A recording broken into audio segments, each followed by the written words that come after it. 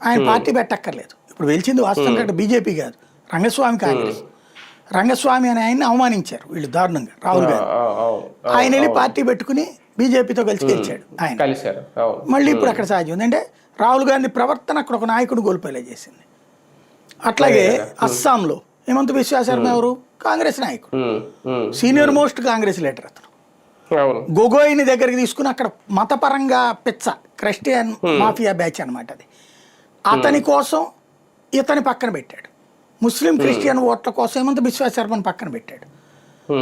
అక్కడ ఉన్న గిరిజనులు చాలా ఫీల్ అవుతున్నారండి అంటే పట్టించుకోకపోగా ఇతన్ని అవమానించి పంపించాడు.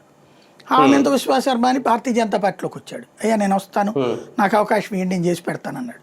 పోల్ మేనేజ్మెంట్లో హయ్యెస్ట్ ఎక్స్పర్ట్ అతను. అతను తీసుకున్న స్ట్రాటజీ 100 సీట్లు దాటిచ్చింది అస్సాంలో. ఓవరాల్గా కాంగ్రెస్ పార్టీ, రాహుల్ గాంధీ, బీజేపీకి అదృష్టం. పశ్చిమ బెంగాల్లో బీజేపీ గెలవడం ఐఎన్డీఏ కూటమిలో బీటలు పడే అవకాశం ఏమన్నా ఉంటుందా భవిష్యత్తులో? లేదు, ఐఎన్డీఏ కూటమిలో కాంగ్రెస్కి ఆధిపత్యం రావడానికి అవకాశం వచ్చింది. మొన్న గనక మమతా బెనర్జీ గెలిస్తే ప్రధానమంత్రి అభ్యర్థిగా నేనుంటా, నాకు మీరందరూ మద్దతు ఇవ్వండి అనేది ఉండేవారు. ఇప్పుడు అది పోయింది, అడ్డు తొలగింది. కాంగ్రెస్ నాయకత్వంతో మూసు కూర్చుని పని చేస్తుంది ఆవిడ. అంటే కాంగ్రెస్ పుంజుకోలేకపోతుంది ఎక్కడ చూసినా, ఇక ఆ కూటమి సజావుగా ఎలా ముందుకెళ్తుంది? అది కాబట్టి